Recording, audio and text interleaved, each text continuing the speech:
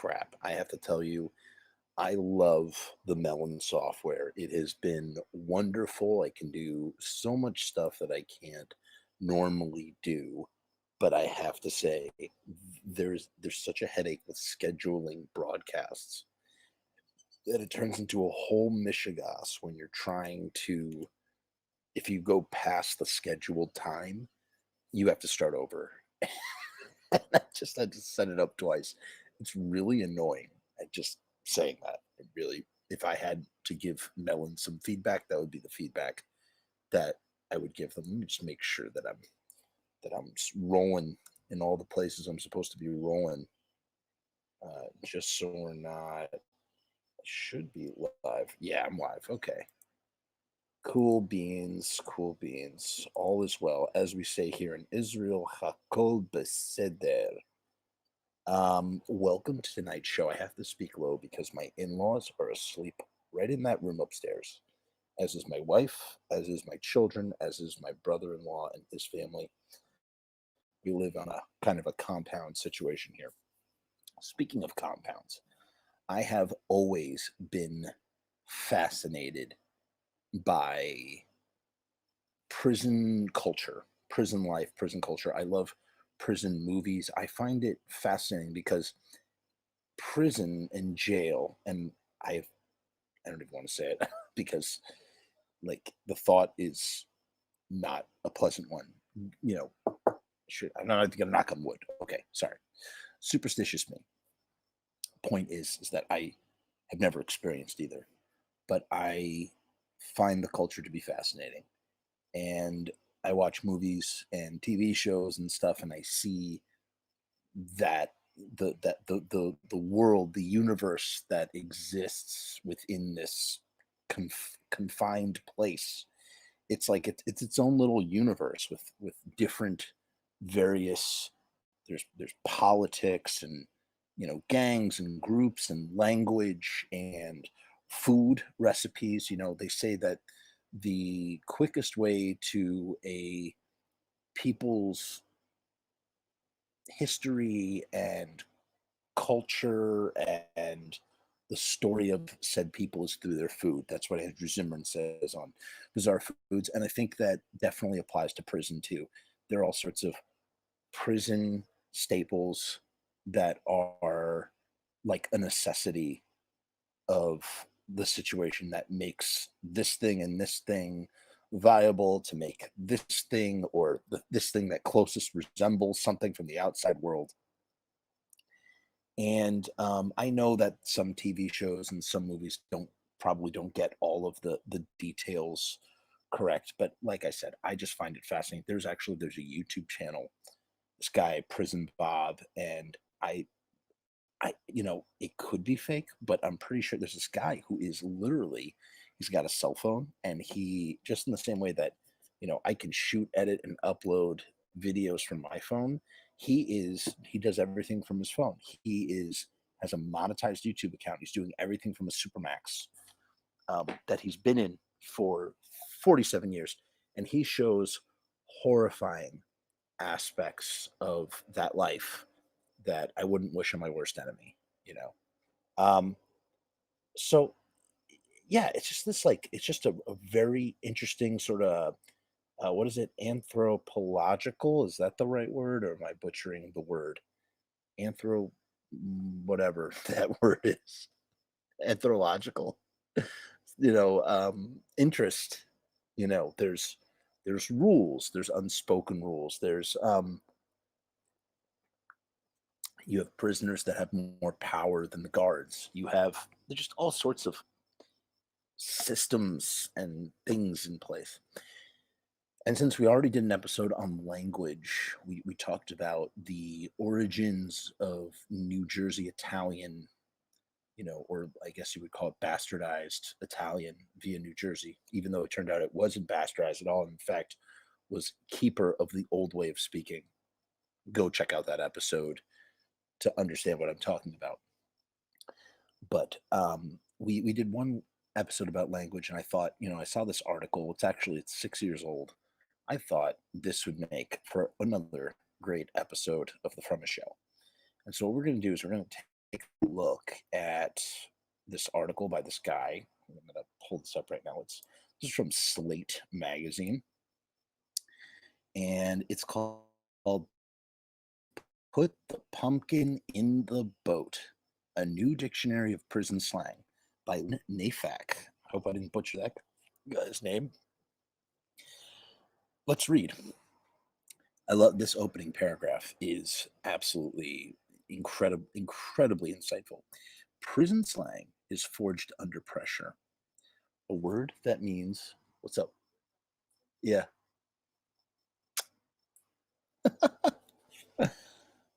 Let's take that again. Prison slang is forged under pressure. A word that means one thing on the outside can mean something entirely different when used by people leading a highly restricted lives. Sorry, when used by people leading highly restricted lives in cramped, often dangerous facilities. Inmate shorthand can be indecipherable even to the family members who come to visit them, and they can vary greatly from one institution to the next. That's interesting. So, there is no set standard prison language. Prison language varies from place to place to place, just the way that all slang is varied upon regions. The same thing with prison. If you go to this prison, they're going to call this thing, and they're going to call that thing, as opposed to this thing or that thing. It all changes and it's all different. Before they set about compiling a dictionary of prison slang, the inmates at Eastern Reception Diagnostic and Correctional Center in Bonne Terre, Missouri, used words like Viking, meaning a prisoner with poor personal hygiene, and Cadillac, meaning a cup of coffee with cream and sugar, without thinking about it too hard. But when a group of inmates put their private language under a microscope, they realized the way that they used language reflects years of institutional history and serves as a unique window on their experiences of prison life. That goes back to everything I just said about like how you can learn so much about a culture through its food. It's the same thing with language. And it's interesting that a group of prisoners decided that they were going to get together and make their own prison dictionary, because it's like its own language. It's its own sort of, it's slang in the same way that, you know um in Jamaica, like English, maybe this is a little bit different because it's more about an accent than anything, but there is a highly affected English in Jamaica that's called patois, and I believe it's 100% based in English, but the words are bent and twisted in such a way that you almost can't understand what is being said unless speak patois or have a great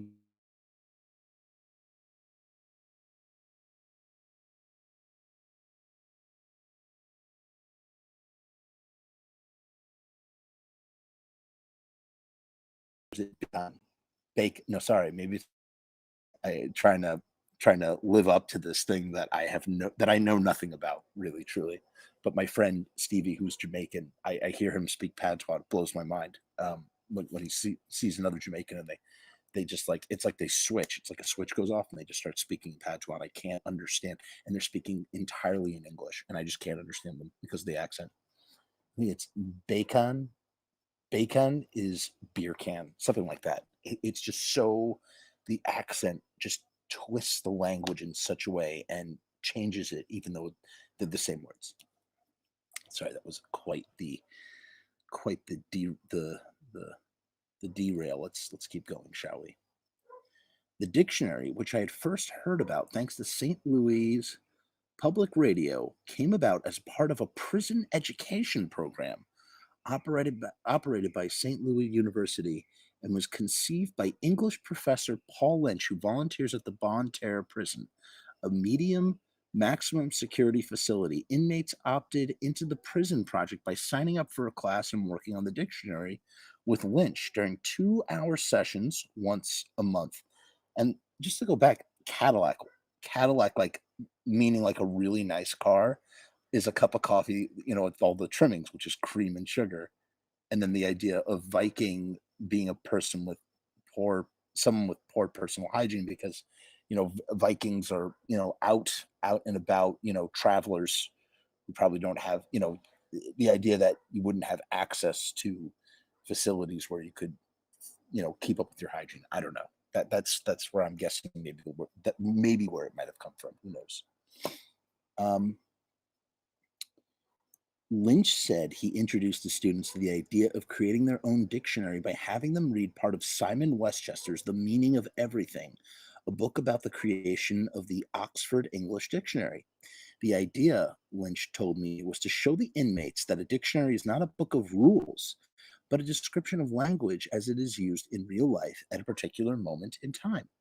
The goal was to make the students see language as something more fluid and evolving than they're probably accustomed to, he said. Step one was to distribute a bunch of index cards to everybody in the class and ask them to write down any words that they use on a regular basis that they thought outsiders would not understand. Lynch then asked each word be accompanied by a definition and example of how it might be used in the sentence. And I wonder if that like varied from prisoner to prisoner, like slightly. That would be an interesting observation as well.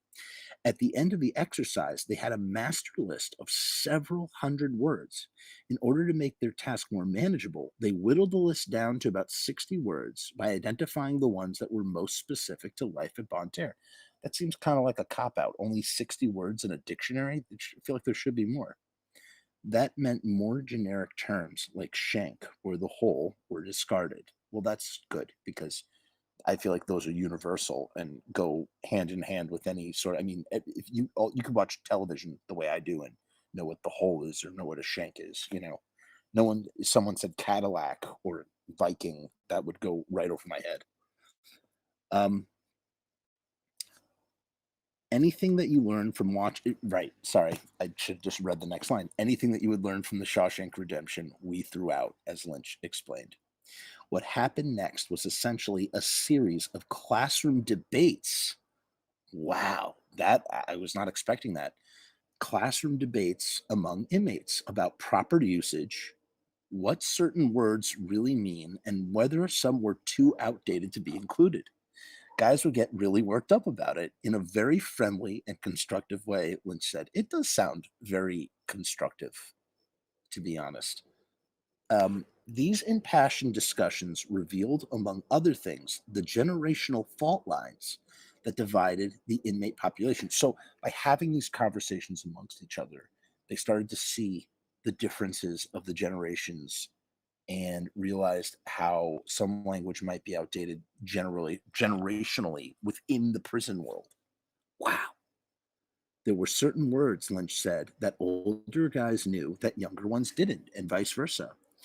As a 51-year-old inmate named Stuart Griebing told St. Louis Public Radio, whether in softball or in handball or at the weight pile or whatever you hear conversation go on, whether in softball or in hardball, I suck at reading.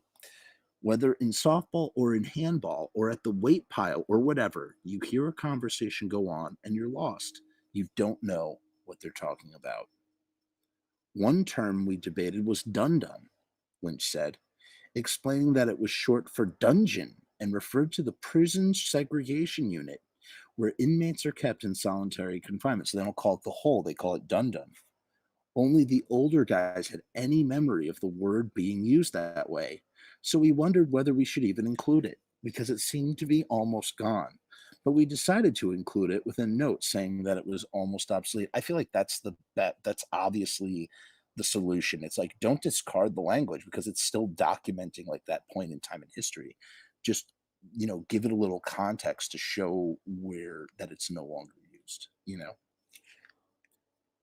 Um, Another controversy involved the term 12/12 or 12/12. I've actually heard that term before, which refers to the date when an incarcerated person becomes completely free. Meaning, I wonder if I heard that on a YouTube channel.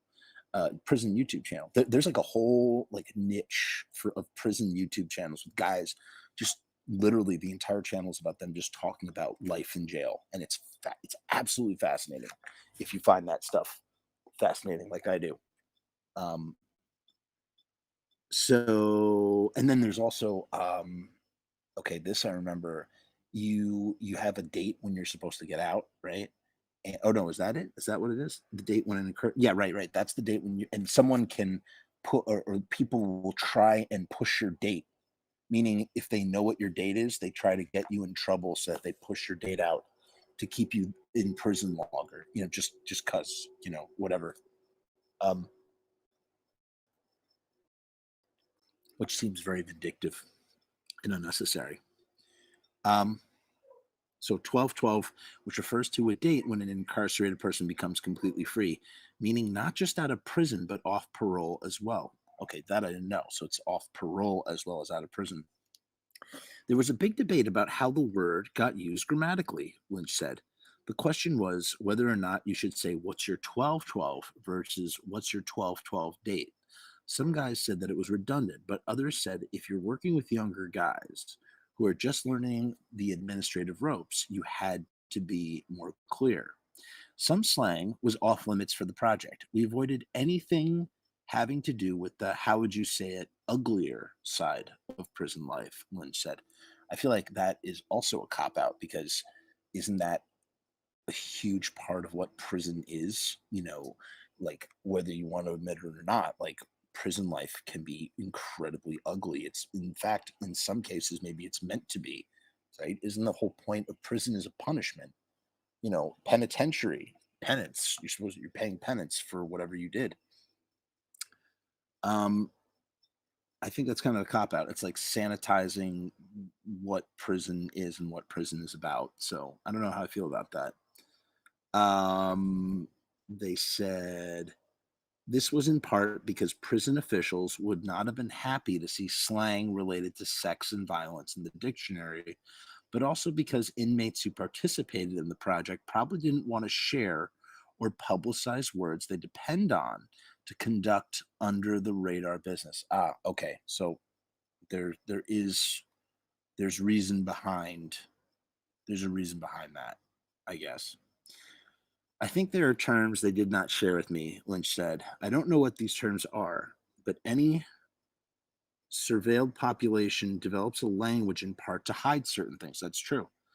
Prison workers know this, obviously. And this glossary of terms, which I opened up, we'll take a look at it afterwards, compiled by a Texas Correctional Officer Union, suggests that attempts are made to systematically monitor the code words inmates are using to communicate with each other. See, that would be an interesting. Okay, ready? Here's a movie pitch right now. Like, you have undercover prisoner who has to go into a prison, or maybe he's an ex-con or something, somebody who's like streetwise in some way, shape, or form, and basically, it's basically like wind talkers, but in prison, and they need to translate something or find out what is going on and stop something from happening. Like that's a movie right there that I would pay money to see or would love for someone to pay me money to write. Um, I think they're right. We set up the completed Bon Terre dictionary now sits in the prison library. And when Lynch declined to share a copy of it with, and while Lynch declined to share a copy of it with me, he did offer some of his favorite entries, which you can read below. Kite, which is a noun, an informal message sent by a prisoner. According to Lynch, this is a word that has been picked up by correctional officers at Bon Terre, as well as it's not uncommon for a supervisor to say, if you have an issue with something, just send me a kite. So it's almost like kite is now like used by the man or, you know, the institution. So it's like not cool anymore. 2 for 3. A noun used in bartering, as in, let's do a 2 for 3. I'll give you 3 bags of chips later if you give me 2 for now. Um, Convict, prisoner, inmate. Nouns. Come on, you're going to give us convict, prisoner, and inmate of all the words that you could choose? These three words are used to distinguish between people based on how long they've been incarcerated. Oh, well, that's kind of interesting. And what level of respect they've earned. A convict is someone who's been around the block, knows how to carry himself. An inmate is someone who's new and green, and a prisoner is neutral. Interesting. Jail. Verb refers to being, wow, so jail is a verb, refers to being skillful and considerate in one's approach to being a prisoner or cellmate, as in, this guy doesn't know how to jail. Got it, got it. Interesting. What's that? What did they say? Having to grow to something with grown up, adulting, like kind of like adulting, jail. This guy doesn't know how to jail. We're adulting today. Skate, verb, to be somewhere you're not supposed to be, as in I was skating yesterday afternoon and got caught. Interesting. Boat, noun, a plastic bed that is used when prison is overcrowded. It's called a boat. Pumpkin, noun, a term used for new arrivals at Bon Terre because they wear orange jumpsuits instead of gray ones. You call them pumpkins. That's hilarious. And tan ones that inmates get after they've been processed. The area where new inmates are processed is called the pumpkin patch. All right, that's cool. That's so fascinating. Now, in addition, here, hold on. Now, in addition to what we just read, I also have, let's see. So here's that list. There's that list, okay? This is the Correctional Officer's Guide to Prison Slang. All right, interesting. I'm not going to read all of these, obviously. Let's pick out some of the more interesting ones. Blue bag, a bag of Maxwell House instant coffee, often used for trading in place of money. Bean slot, an opening in the cell doors. An opening in the cell doors of most segregation areas, which is used to place handcuffs on the inmate prior to opening the cell door to deliver trade to an inmate, yada, yada, yada. Burned, when an inmate has caused another to see his penis. Wait. Burned, when an inmate has caused another to see his penis, either by accident or on purpose, you are said to have been burned. All right, interesting. So here's two words for Cadillac. Ready? Cadillac. A, job. Any job that is perceived to be easy or enjoyable is considered to be a Cadillac job. So Cadillac, in general, Cadillac for coffee is coffee with cream and sugar. Cadillac job is a job that is perceived to be either easy or enjoyable. B, a tractor. Inmates that are assigned as tractor drivers often refer to their tractors as Cadillacs. Cake, which means easy. Anything that is easy to accomplish or jobs that are easy to perform. That's a cake job. Cat head. On some units housing older convicts, biscuits or rolls are often called cat heads. The origin of this word is not known, but it is believed that they were referring to the fact that a cat's head is very hard, as are the rolls. Weird. Catch a pair, a term used by correctional officers to instruct a group of inmates to stand in pairs for court or control purposes. Cell warrior, an inmate that is continually making threats or ethnic remarks while in the safety of his or her cell. So like a keyboard cowboy, a keyboard warrior on the internet. Cellie is a cellmate.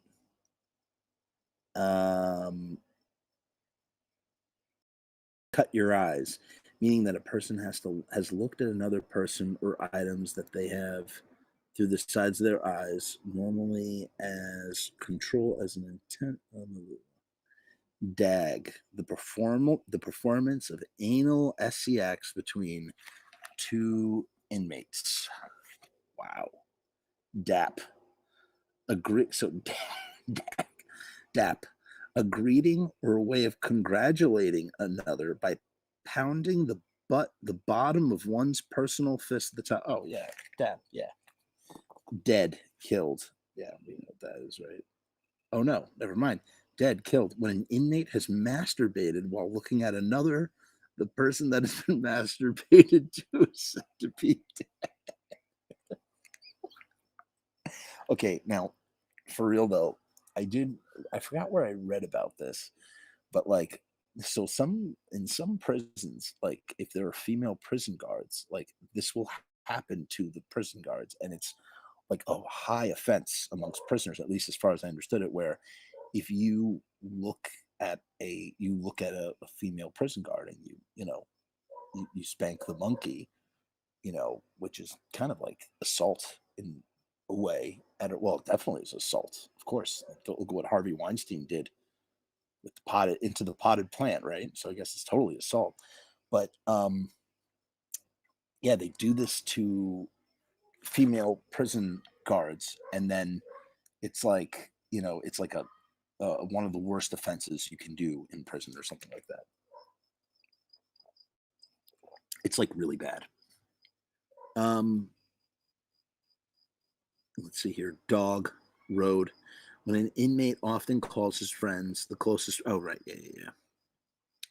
Deck of squares. I know what a square is, which is a cigarette. So a deck of squares would be a pack of cigarettes. That makes sense. I mean, they say that everywhere. People used to always ask me for squares. You got a square in Chicago. Square was really popular. Well, in New York, they say bogue or a stogue. Yo, you got a stogue like that, which sounds, I haven't said stogue in 15 years, so it sounds really stupid when I say it now, but I used to say it all the time. Fat back, meaning that a person has a big butt. Fiendin, a person that is addicted to drugs, is called a fiend. Yep, we know that. Fishing pole, a device made from a rolled up newspaper or other paper with a paper clip on the end used for retrieving items. Um, Flick, a photograph or picture torn from a magazine. Wow. Flip flop, when two inmates take turns playing the male or female roles. Um, Funky, an inmate that does not shower. I feel like most of these words themselves are actually they seem pretty tame. Bull Durham. Prior to 1987, inmates were given free tobacco that was provided by the RJR Tobacco Company, a popular brand. Used to be Bull Durham. This came to be known as Bull Durham. Durham means feces or run Johnny run to the older convicts. Could you imagine being supplied with free tobacco while you're in prison? I mean, tobacco is like gold in jail. Bong cooker, a device made by inmates to cook water for food or coffee in the event that they don't have a stinger or a hot pot. It is made by I can't I can't read this. Something a large something of toilet paper around something such as a can, then folding the top and the bottom to create a donut shape. Inside of the bong is the thing that I can't read. This is like very hard to read this text here. And then the last thing. All right, let's take a look. One last one. Let's see if we can find the goods, the real goods, and we'll call it. We're gonna call it. This was a quick and see. I like these. I like these quick and easy articles where it doesn't take me a whole hour to read something. Why does it have to take an hour? Oh, we already did FYI. No, we don't want to do that one again. Hold on. Let's go back. Let's try this one more time. We want to do 50 prison slang words. Here we go. Let's see what they say here. Ready? 50 prison slang words to make you sound like a tough guy. Okay. All day, a life sentence as in I'm doing all day. All day and a night, life without parole. Backdoor parole, to die in prison. So with this flower here, let's get rid of it.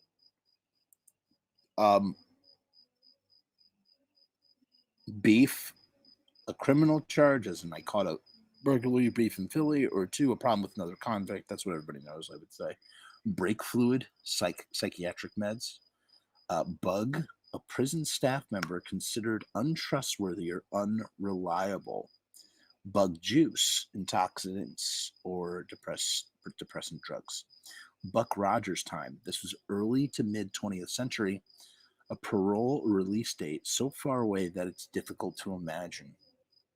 Bum beef, a false accusation charge or wrongful conviction. Cadillac. So Cadillac has been around for a long time. Cadillac, an inmate's bunk. Also, Cadillac job is an easier and enjoyable. We already knew about that. Catch a ride. A request to a friend to get you high.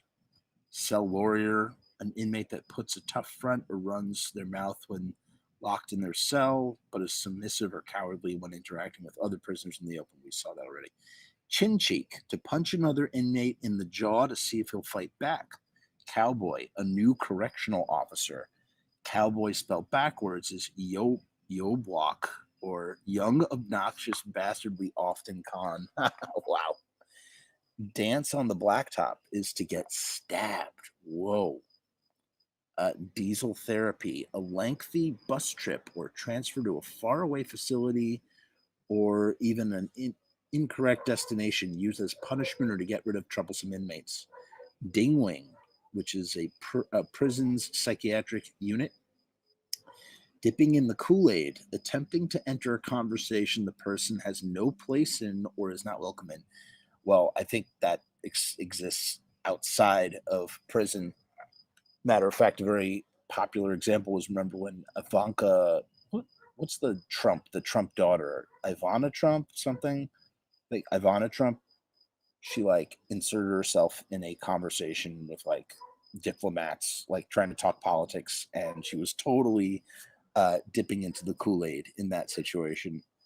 Doing the Dutch, or the Dutch act, which is to commit destruction upon yourself in which you are no longer alive. Dry snitching, to inform on another inmate indirectly by talking loudly about their actions or behaviors suspiciously in front of correctional officers. Supply general information to officers without naming names. Dry snitching is a very bad thing.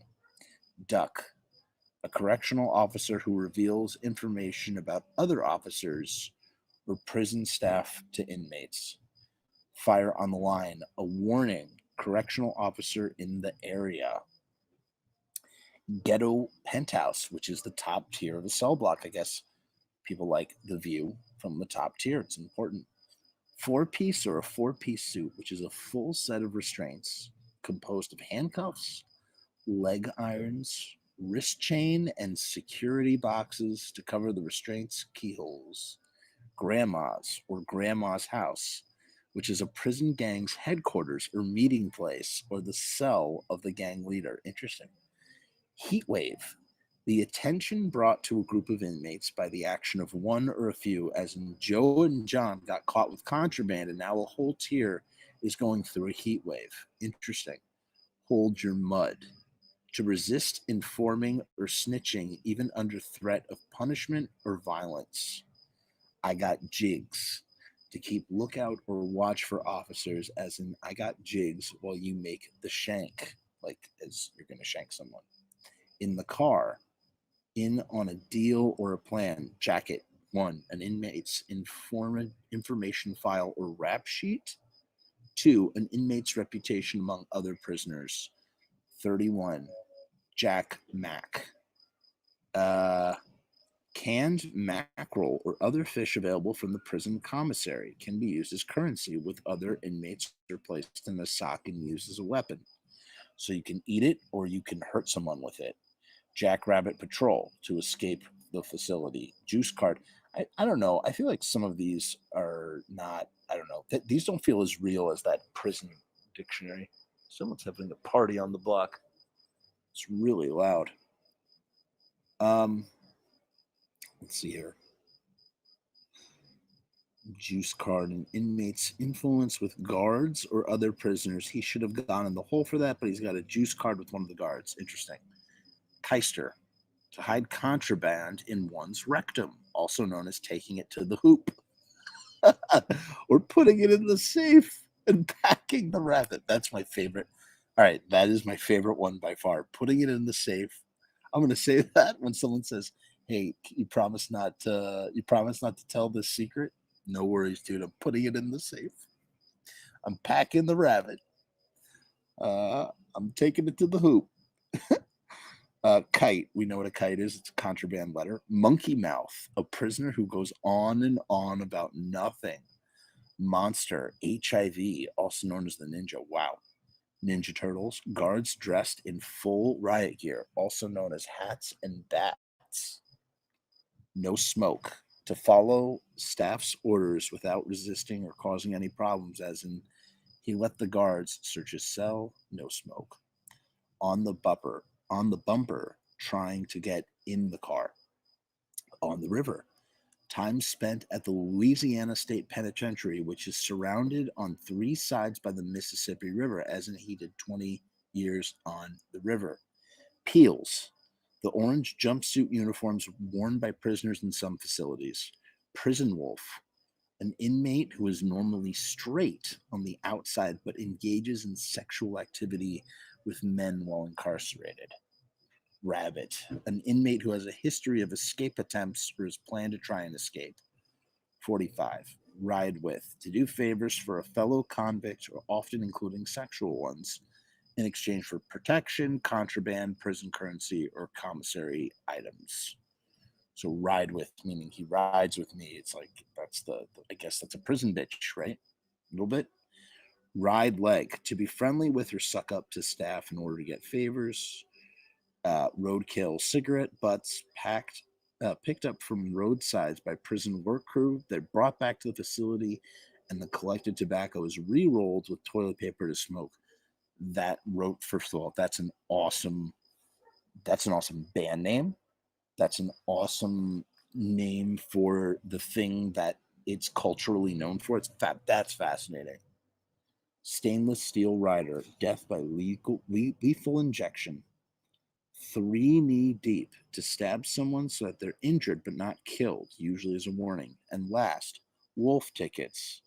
To talk tough or challenge others without any intent to back up with action or violence. He's just selling wolf tickets. And so that concludes prison slang. I got a bunch more of these. I got like a list of topics. I'm just going to keep rolling through them. If you like this content, please make sure to like, share, comment, or subscribe. Is there something you want to have be discussed on the show? Let me know. Leave a comment.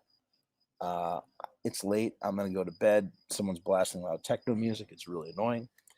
And as always, we say on the channel, peace and hair grease.